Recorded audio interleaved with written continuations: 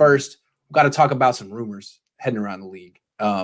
Apparently, according to Twitter, the Colts are interested in Mike McGlinchey. So I got to ask Jason, are you buying or selling this report, rumor, whatever you want to call it? The problem is the account that it comes from, that NFL Rooms account. It's almost become a joke, like Dan Sileo at this point, where he's just like, yeah, this, and none of it comes true. But I'll say this. Yes.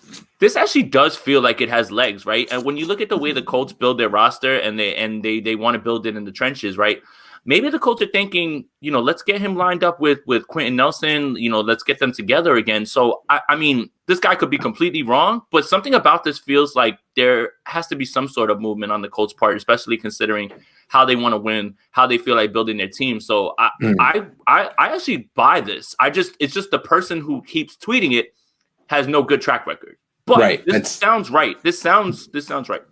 Yeah, I agree with that. That aside, makes sense. It's like McGlinchey has been a serviceable right tackle at times. To me, he regressed last year, but we know why. I mean, Joe Staley left. He needs someone to hold him accountable. We've talked about all of that. He's like, he needs someone to lead him to the promised land.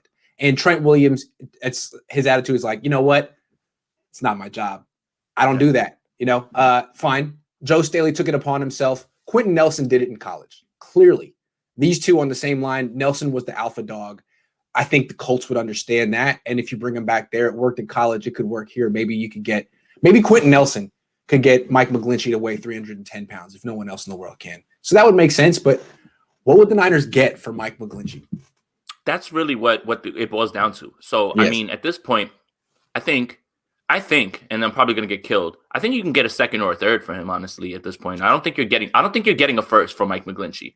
Again, No. Hey, look, yeah, I hear you. Forget our analysis, right, on it. It's just I always feel like there's always coaches or teams out there that feel like, let me get my hands on him. I'm going to fix him, right? And the Colts, did the Colts overpay for Carson Wentz, do you believe? That's a good point. They paid more than I thought the Eagles would get for him. And then they did do those conditional picks, which are interesting. But and if he hits those snap counts, then those picks become whatever. And things I would say, like that. They kind of paid a lot. I was surprised. Yeah, right. And tackle's such a premium position. Like here's the thing: when he was brought in to run block. The problem is that he just hasn't really improved on pass blocking, which you thought he would by year 4, right? So I mean, go ahead. Well, wouldn't the Colts be bringing him in to play left tackle? They lost Costanzo. Yes, they did. Costanzo, right? So he would be right next to Quentin. Exactly. Yeah. Okay. Yeah. So that really really makes sense. Honestly, if they can unlock McGlinchey with him next to Nelson, it's worth the second round pick because I think so for them at least. And, I'm saying if the Niners can get a second, you just say thank you. Just say thank you. Absolutely.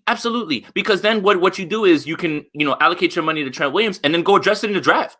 You might even be able to be, depending on where you are, Slater at right tackle. Again, you kind of laid it out. And that would be, again, having a guy like that under a rookie contract who you don't have the concerns with Mike McGlinchey. This doesn't feel like it's something out of the blue or that doesn't make sense when you really break it down.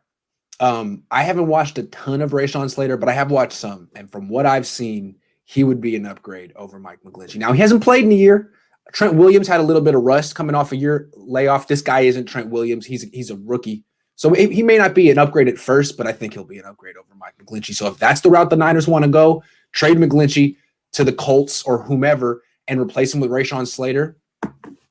Yeah, that's really good roster building right there. The other thing is Dylan Redunz is somebody that's out there that can play tackle that was really good. He played at NDSU. They run a lot of the stuff that, are pro concepts, cow stuff. So he understands that. He's played really well behind, in front of Trey Lance. So that's another option.